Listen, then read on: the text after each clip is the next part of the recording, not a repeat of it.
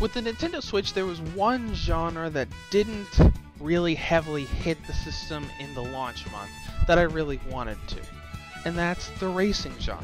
Handheld racing games have been pretty rare ever since Need for Speed Most Wanted 2012 on the PlayStation Vita. Now, the Nintendo Switch had Fast RMX, which is a fun Wipeout or F-Zero-like racer, but suffers from a huge, terrible rubber banding system. So when the beloved Mario Kart series finally debuted on the Switch, it was a big deal. I've spent a lot of time with the game, and I'm finally ready to give you a review. Originally released on the Wii U, here is my review of Mario Kart 8 Deluxe.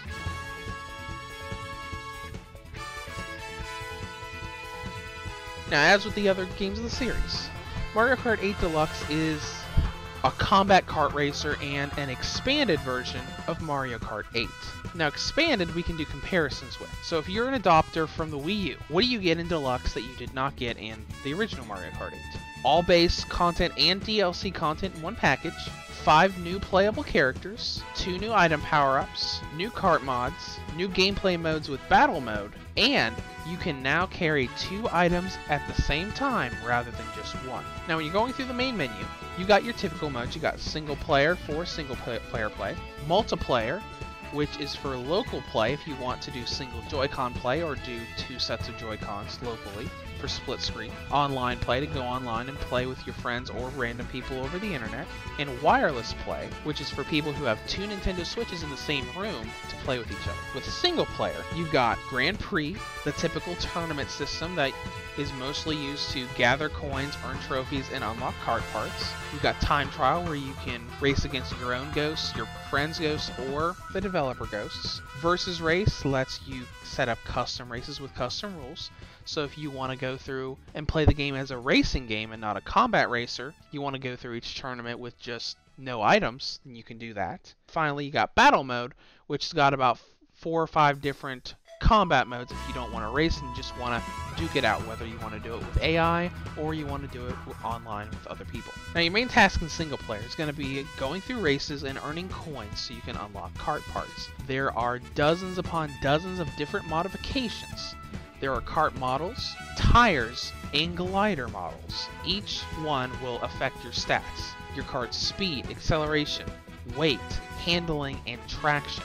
The big thing here is that every 30 coins or so to a certain point, you'll unlock a new modification. But all of the modifications are unlocked randomly. So if you're looking for a specific one, you might have to collect quite a few coins from the races to be able to unlock it. But this unlocking is really the longevity of the single player in the game, because to unlock all kart parts, you will need a grand total of 2,200 coins, and you can only get a maximum of 10 coins per race. That means if you do it solely in single player, you would unlock it after around 220 races.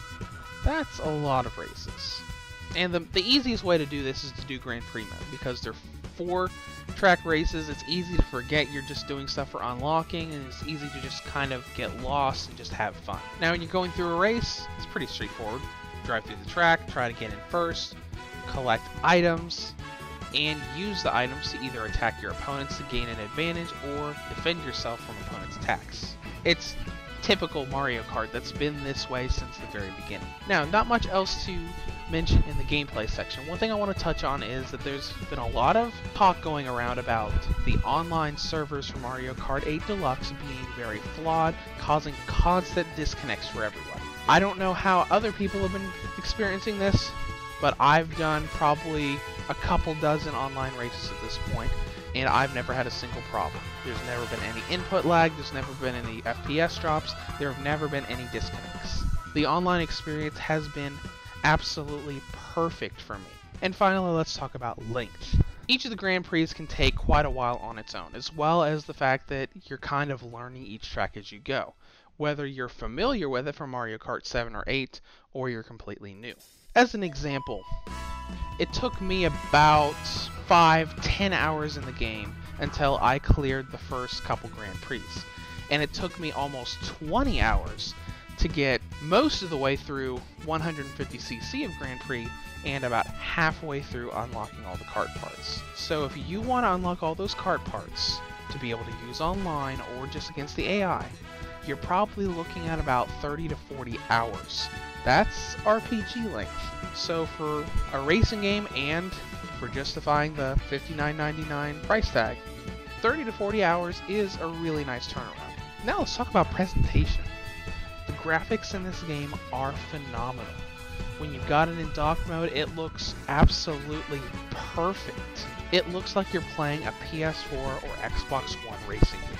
I was amazed by how pretty and how detailed everything was. And when you got it in handheld mode, it looks pretty much flawless there too. Now if you look really, really close in handheld mode, you can see a jagged edge here and there, but if you're not looking for it, it looks just as flawless there. I mean, everything about the presentation and everything about the performance is just optimized so well. Now let's talk about battery life. Given how amazing the graphics look, I expected there to be huge drops in battery life. But I was pleasantly surprised. Here are the battery times I got, from 100% to 0%.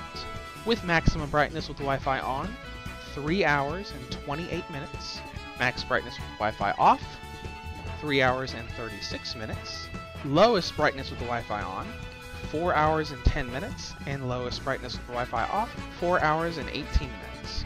So you're going to get about 3.5 to almost 4.5 hours out of this game. That's quite a lot. I was expecting 2.5 to 3 hours at the most. So Nintendo is really getting better at optimizing these games for their battery usage on the Switch.